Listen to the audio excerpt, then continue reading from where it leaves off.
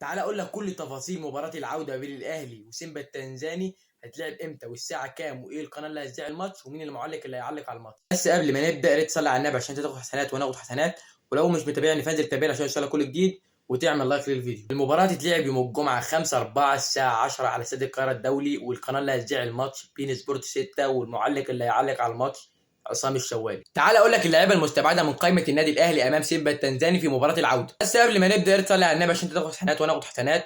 ولو مش متابعني فانزل تابعني عشان يوصلك كل جديد وتعمل لايك للفيديو. 9 لعيبه مستبعدين من قائمه النادي الاهلي امام سيمبا التنزاني. لاعب وحيد وهو المعروف كريستو. 2 لعيبه مستبعدين عشان مش متأيدين في القائمه الافريقيه هو عمر كمال والزنفولي. 6 لعيبه مستبعدين للاصابه. رقم 1 ياسر ابراهيم، 2 محمد الشناوي، 3 وسام ابو علي، 4 امام عاشور، 5 كريم ندفي، 6 اليو جونج.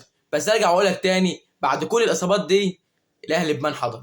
تعال اقول لك التشكيله المتوقعه لمباراه النادي الاهلي امام سيمبا التنزاني في مباراه العوده. بس قبل ما نبدا يا ريت تصلي على النبي عشان انت تاخد حسنات وانا اخد حسنات. ولو مش متابعني فانزل تابعني عشان يوصلك كل جديد وتعمل لايك للفيديو. مارسيل كولر هيلعب كالعاده بطريقه 4-3-3. في حراسه المرمى الحارس اللي عامل اداء جيد حاليا مصطفى شوبير. على الجانب الشمال علي معلول، على الجانب اليمين محمد هاني. 2 مساكين رامي ربيعه ومحمد عبد المنعم. في نص الملعب هيلعب باحمد نبيل كوكا صاحب هدف الفوز في مباراه الذهاب، ومروان عطيه اللي عامل اداء جميل جدا حاليا، والرايق محمد مجدي قفشه. خط الهجوم هيلعب على الجانب اليمين بيرسي تاو، وعلى الجانب الشمال رضا سليم، وفي الهجوم انطوني موديست. ما تنساش توقع النتيجه في الكومنتات.